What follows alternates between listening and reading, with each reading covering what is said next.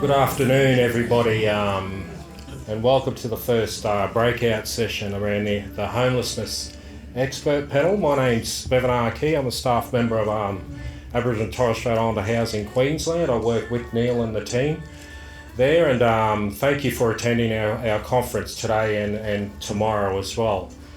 This expert panel is on homelessness. We've got two guest panel members. We have an apology from Renee Blackman. She's the CEO of AIDS Brisbane. In her place, who will be speaking on her behalf, is Victoria Simpson, who is the manager of the AIDS housing unit at Brisbane AIDS. And our other guest today is Auntie Eileen Hooson from the Tungungiri Council, Council and Director of, and also Community Housing Central Australia, NT.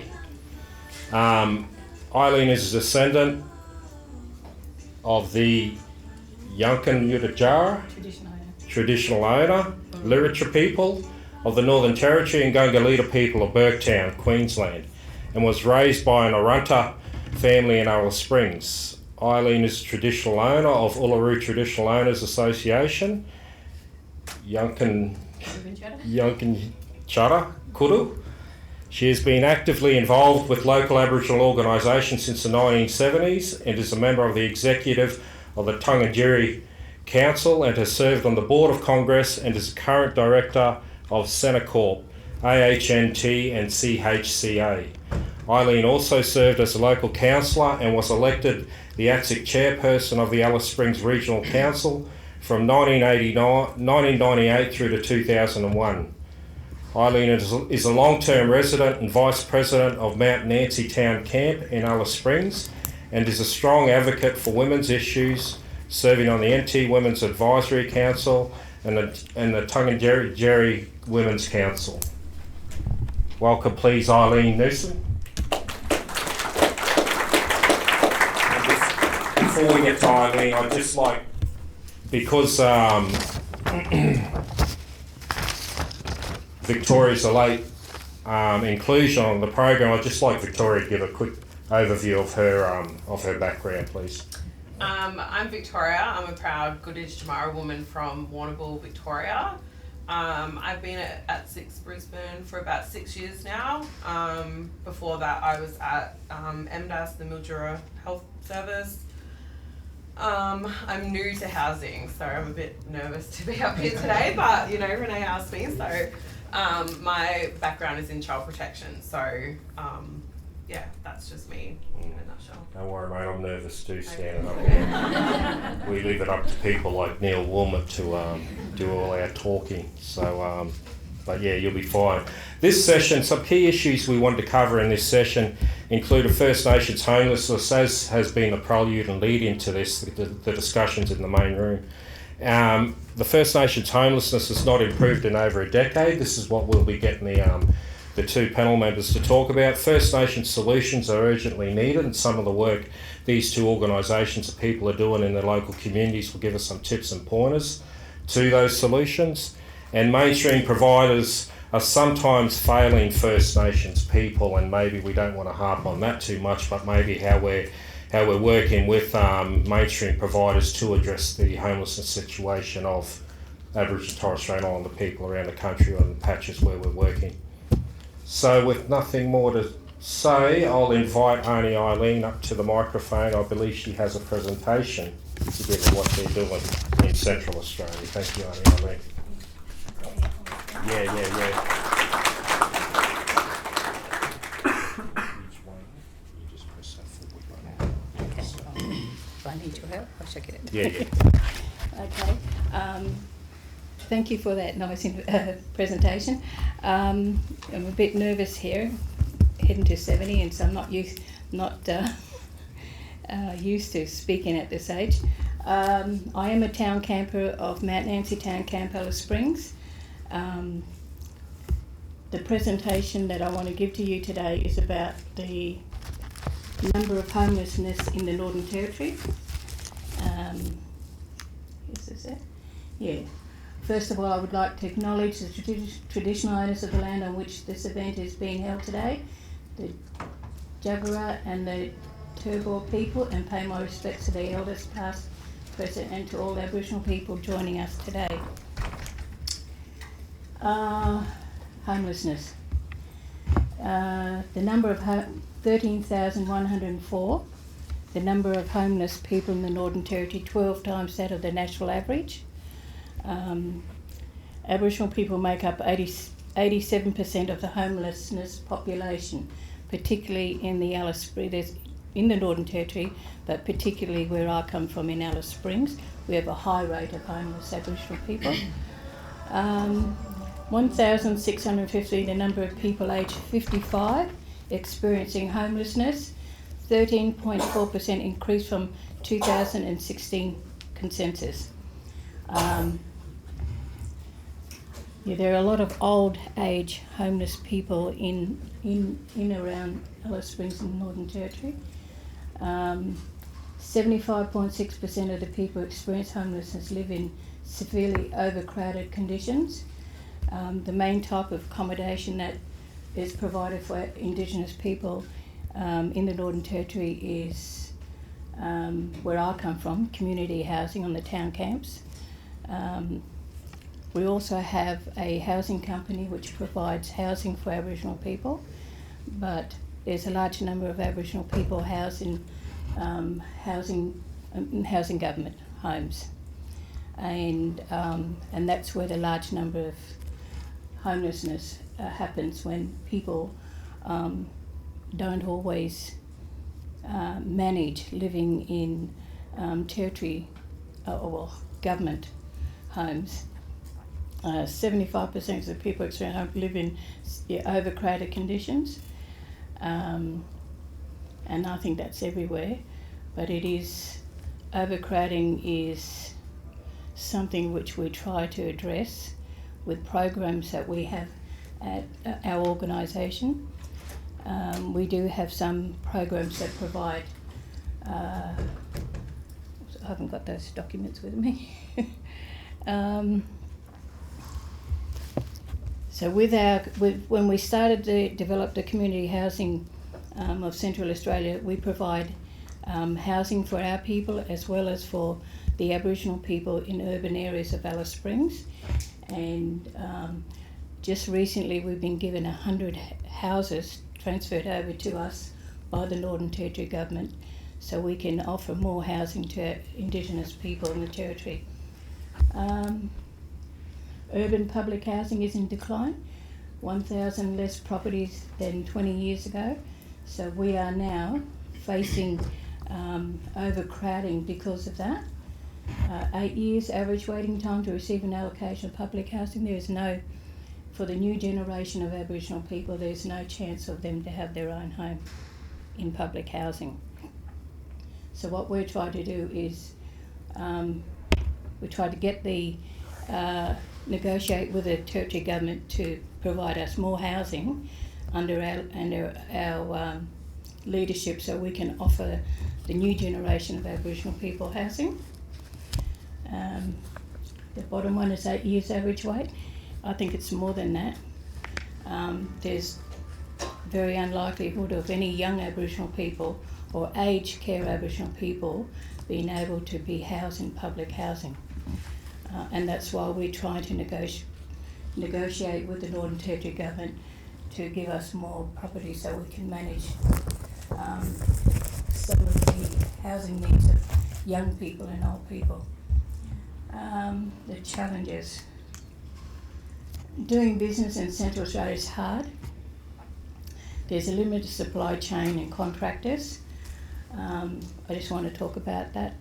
Tangentyere Council has 3 parts to it. It has a construction company on one side, and on the other side we have the community housing, which is separate, and it's run separately to Tangentyere. So we have a Tangentyere construction company that provides repairs and maintenance to our tenants, and also it provides, it's an independent company, but we're trying, and it doesn't receive public funds. So what we try and do is build houses as much as we can for people in my region as well as people in remote areas. So we're very proud of the construction company. We've managed to have a lot of Indigenous people who've now become tradies, qualified tradies. I have a grandson who's a qualified carpenter. I have another grandson who's a qualified electrician. So we've been able to manage to provide Aboriginal people with housing as well as young people with the opportunity to become qualified in the housing industry. Transient market, high market rents and stagnant property rate values. Not all Aboriginal people can manage to rent privately. The private market rates in the Northern Territory is high, and then that's when you get a number of families that are not supposed to be in there with them, but that's where you get overcrowding. There's been a lot of negative image and media coverage where I am from Alice Springs, and what we're trying to do is set that aside and continue to work with the government, even though now there is a new government in the Northern Territory and it's a lot more, what can I say? Yeah. So, yeah, the Labor Party was almost wiped out. But I'm very proud to say that my nephew, Chancey Paik, has still got his position, and he's a cabinet member for, I think it's for Housing, I'm not sure. So the challenges and the opportunities, for community housing models for town camps are in line with the local decision making which we signed off with the Labor Party government. I think that was in 2019 we signed that agreement out, and that is a legal binding agreement, so this new government will have to abide by that agreement, and so we're really pleased that we did sign that off. New business and growth opportunities being explored with the Northern Territory government in line with closing the gap. We do have a lot of professional staff that continues to negotiate with the Northern Territory government so we can address the closing of the gap issue. We have a partnership with other Aboriginal community organisations that support Tanginjura Council programs, and there are other funding opportunities for Aboriginal people, for Aboriginal controlled organisations.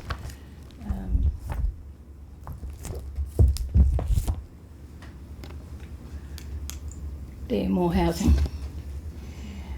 So we do give our tenants an opportunity if on a town camp there is because we just almost finished building and upgrading our homes on the town camps. They have the opportunity to sit down with the architects and work out what style of housing they want, or we might give them 3 kind of designs that they can choose from. So we're negotiating with the Territory government if there is any more homes that they'd like us to manage on behalf of the Aboriginal people that are housed in urban areas. Housing Australia Future Fund, Housing Accord, Social Housing Accelerator. Yeah, so we do respect that the Commonwealth Government, we're in negotiations with them about a level of rent that's appropriate for Aboriginal people. And we also do subsidies as well for Aboriginal tenants.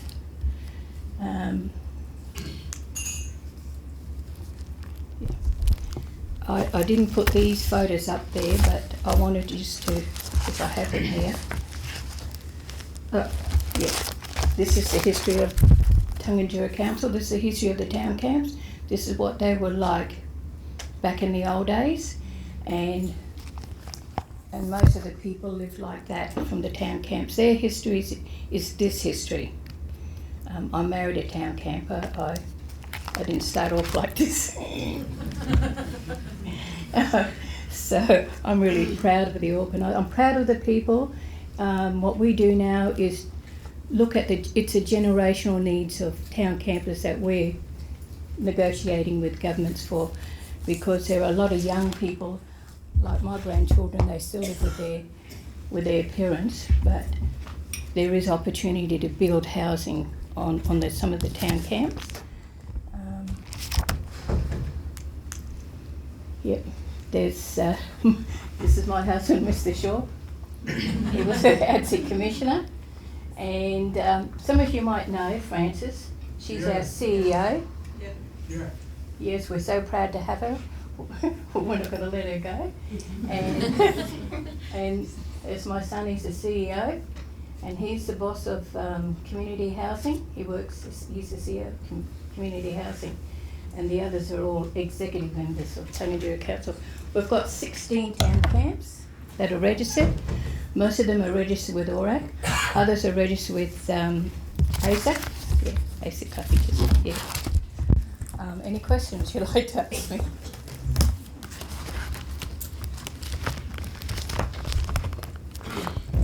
There is I'd like to read this speech that my husband did, and it's a reflection of where we are and how we're working with the Commonwealth Government and the Northern Territory Government.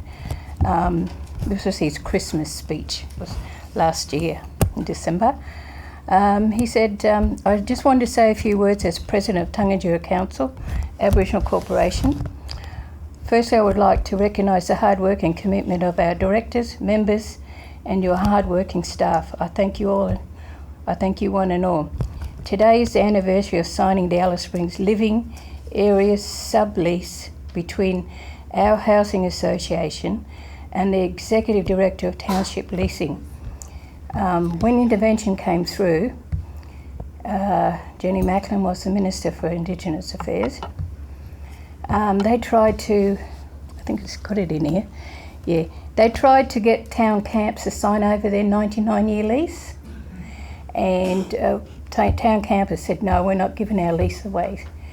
And so we stood our ground until Jenny Macklin, the Labor government,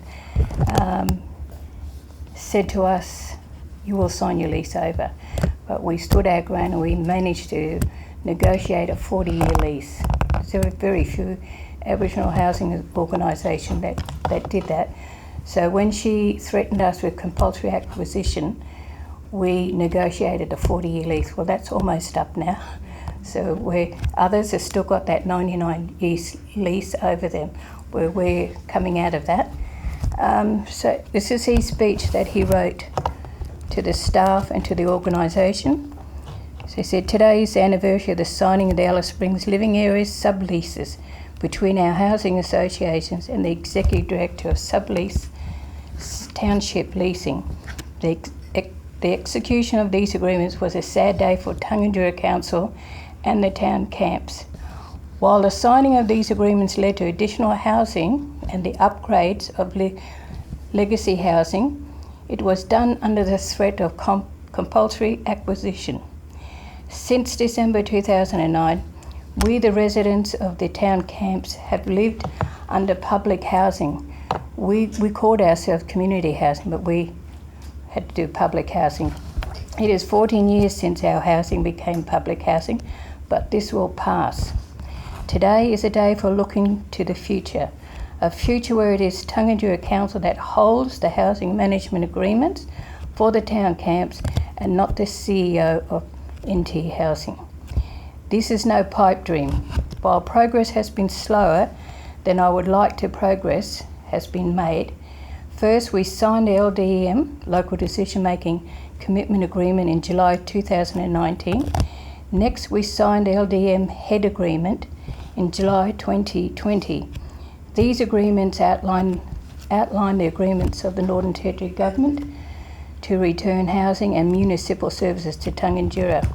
Now we are able to take another step. Since June 2023, Tangadura Council has been negotiating to finalise transitional housing management agreement with the Executive Director of Township Leasing and the CEO of Housing. This agreement is a step towards community housing model with Tangaroa Council as the housing authority of the town camps. This as a party to the leasing arrangements on the town camps for the first time since December 2009. The traditional housing management agreement will carry us forward until June 2024. The next agreement will only have two parties, the Executive Director of Township Leasing and Tangaroa Council. The plan is for Tangaroa Council to be the housing authority for the town camps from 1st of July. The transitional housing management agreement will support the works required for this to happen. It has been 45 years since Tangaroa Council was first incorporated. Throughout that time, this organisation has fought for tenure, land, housing and essential services. And we have witnessed the highs and lows. Today, we deliver a large range of services from early childhood to aged care and social service from art to construction. So I'm confident that our services and social enterprise can deliver strongly outcomes for the town camps and their residents. That's just the history. Getting back to homelessness is an issue which we face. There is a generational needs of housing Aboriginal people, and most of those people are, we don't call them homeless because they are registered members of our town camps. So they don't have housing. They are overcrowding in their families' homes. The overcrowding issue we had to address overcrowding because of the number of people who from remote communities who came into urban areas. Then they found their ways to families on the town camps.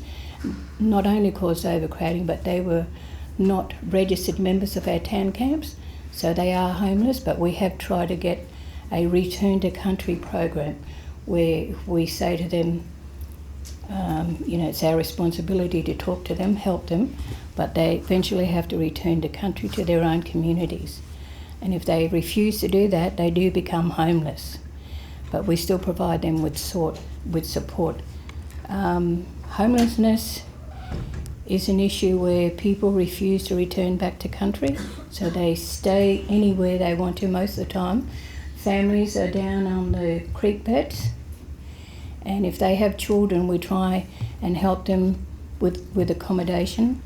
Sometimes they don't always last long in supported accommodation because some refuse to pay rent or some refuse to, they can't manage in a smaller environment.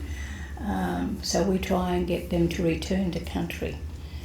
Other families who refuse to go, we still try and get them alternative accommodation like community housing. We do have like a hostel kind of, we run community housing, but we also run a hostel type accommodation. And if they in any time have any issues that they can't manage there, and then they become homeless because they were their behaviour made them become homeless, we still try and help them to return to country. I think that's about all I can say.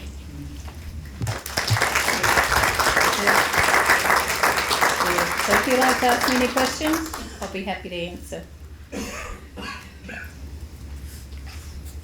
Sure, they might later on. Yeah, okay. Thank you very much, Eileen. Interesting the context, the regulatory and the legislative environment. You point out just from living in Alice Springs in the town camp and compared to other areas around the country where there are so many. One of the challenges, I've spent the last 20 years in health. I've come over in the last year or so into housing, and I notice how the different planning, the different levels of government and their impacts on the housing, like local government planning approvals and stuff like that, state government policy, federal government policy and legislation, how much of an impact it actually does in it, and it varies, and that's been one of the big arguments, I suppose, in my time anyway. What I've learnt is there's no consistency. There's no consistency in this planning and legislation and policy governing the housing sector in Queensland, and the challenge is, I suppose, to close the gap, but we've got many hurdles to cross. To Victoria, hard act to follow. So I might. Sorry. Oh, okay. Thank you. Thank you. Do you want to have a yarn about what you do, or do you want me to lead straight into the questions, some of the discussion points? Or? I'll give a quick overview of our programs, but I don't have a fancy speech or slideshow prepared. So we have 3 different programs that fall under our housing program at ATSIC. So we've got our new Murray Bar program, which is a new establishment where the old Joyce Wilding building was. I don't know if everyone's familiar with that. So we've got 33 furnished units, consistent of 2-bedroom, 1-bedroom and studios. At the moment we've got 2 vacancies and we've been tenanting since April, and we've had about 4 or 5 people exit as well, either into other kind of housing or with family or partners, whatever it may be. Then we've got our Ngumpi Uru program, which is our CAP properties. So we've got 21 CAP properties around Brisbane and the Logan area. At the moment we've got 1 vacant that's been fixed because it's been a bit messed up. Then we've got our IHR and IHRF programs as well, which we cap our families one at 4 and our singles and couples at 6, which they're consistently at capacity. And then we have our sustaining tenancies program as well. Sorry, I forgot about that one, which has been a bit slow to begin with, but we're slowly getting there and getting more referrals for it. So they're our programs that we have at our organisation. Am I missing anything? Oh, and we have a new establishment which will be, it's in the processes of being developed in Deception Bay, 75 units for elders, which will be 2 bedrooms and 1 bedrooms. Yeah. And that's about it. Does anyone have? For elders, yeah. And I think they've just started now, haven't they? But it's going to be like a 1 to 2 year construction. Yeah. That's about it. That's our program. If anyone has any questions. I'm curious, you said 1 bedroom for elders. As you know, as you get older, and quite often, mob like having carers around, which is usually family. So how does that fit in with that model of 1 bedroom? That's probably not a question that I can answer because I'm not a part of the development of the elders units. Meg, do you know? It's a combination of 2 bedroom and 1 bedroom. So for the elders who are in the 55 age range, the 1 bedrooms are 4, and some of the elders with carers is 2 bedroom. We're also allowing grandchildren to come and stay with the elders. So it's designed with playgrounds and things like that inside. Yeah. Cool.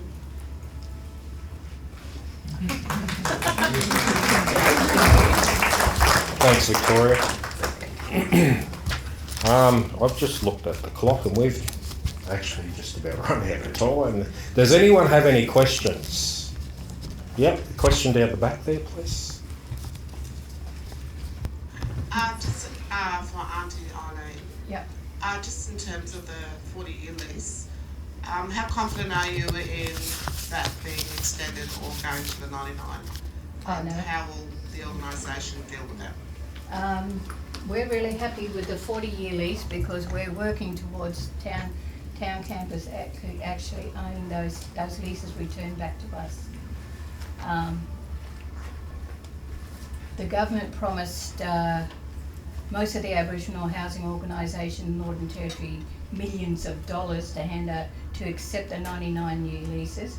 Well, Tangadura Council refused that, and they stood their ground until the Minister, Jenny Macklin, gave us an ultimatum, and so we negotiated 40-year leasing.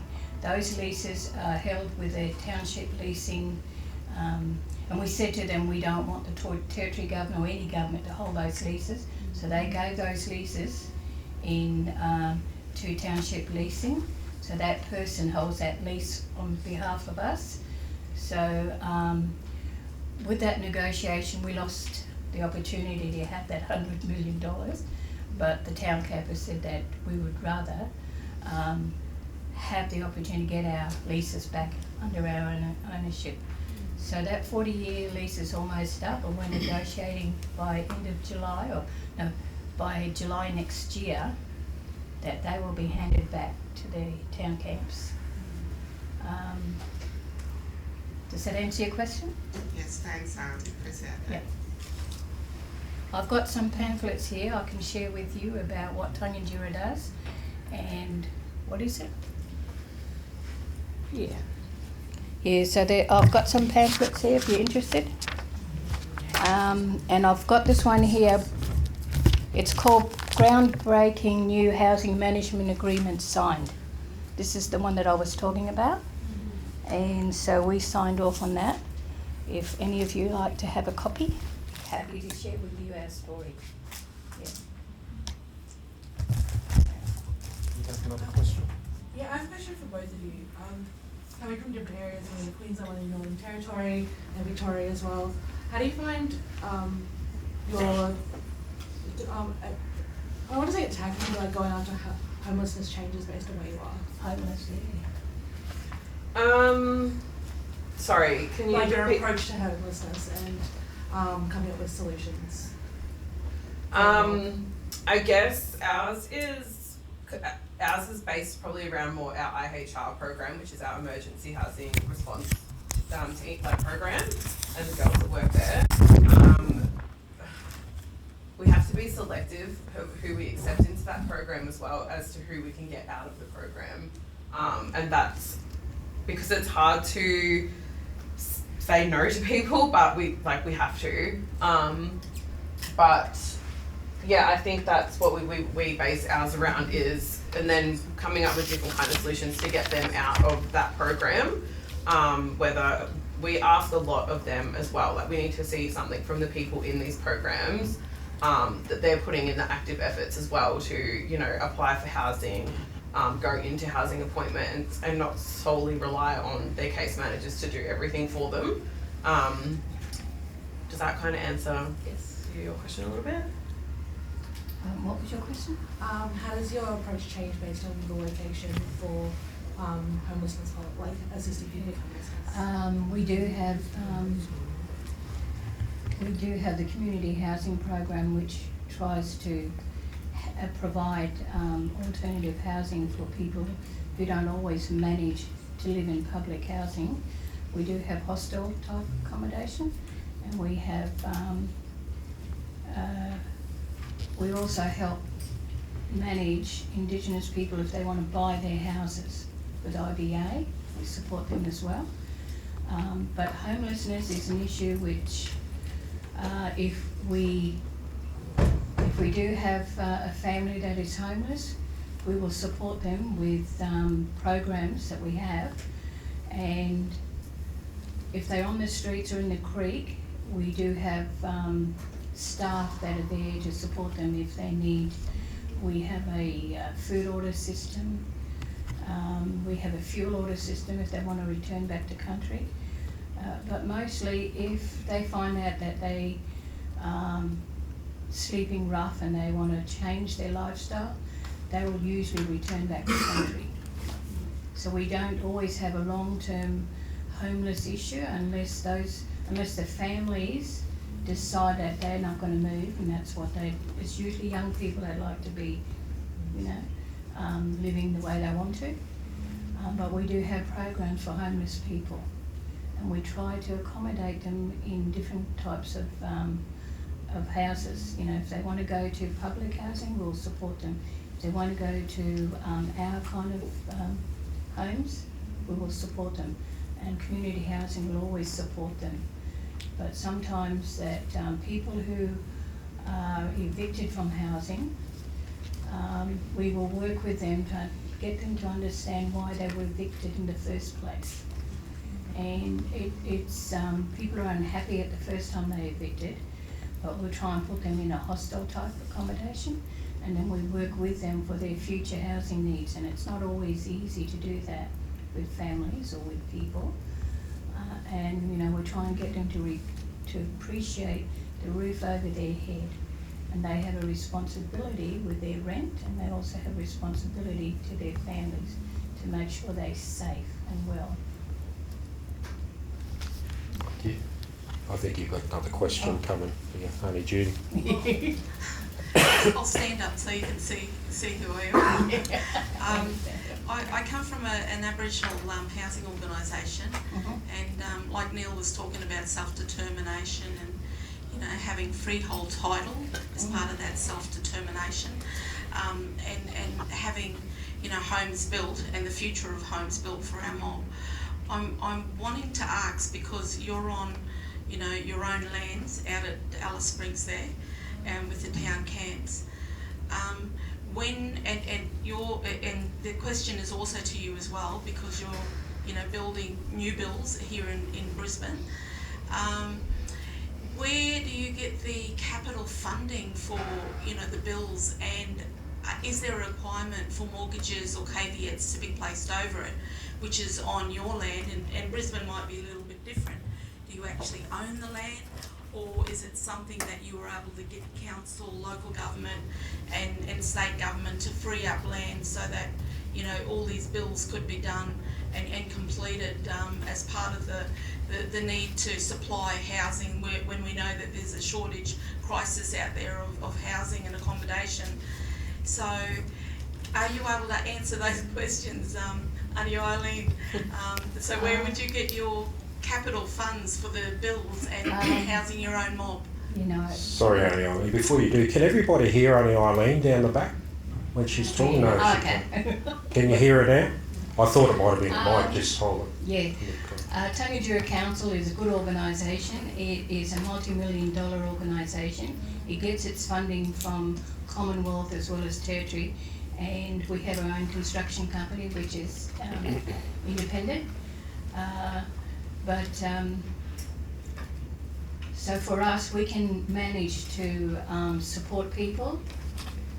We also has a rental subsidy, and we're just in the process of negotiating with the Commonwealth a rent that is more viable for people of our town campus that can manage their rent. We haven't signed off on that yet. Is that what you want?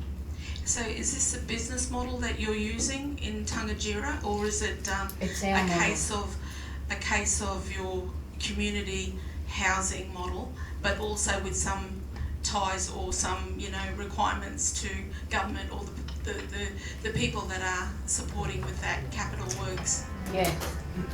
Well, our construction company is an independent one, so it doesn't need government money. But we do get government funding from the Commonwealth and from the Northern Territory government, and so we have to abide by their rules and make sure that, you know, our order's up to date. But we do have, well, our organisation does have a large grant of Commonwealth and government money to use. I think my answer's a little bit shorter. So our land is owned by ATSIX, but we're funded and partnershiped with the Department of Housing. So what you're saying is that yes, they do put a mortgage on your land in order to fund the capital works. That's how it's working here in Queensland, and I can imagine it's happening all around the nation. Probably. Which is an issue that I'd like addressed at this housing conference at some stage.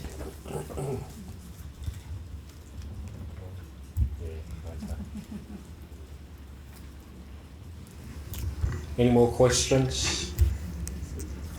All right, I've just been given the wind up, so and I'm sure people are getting hungry as well. So once again, could we please thank Auntie Eileen and Victoria?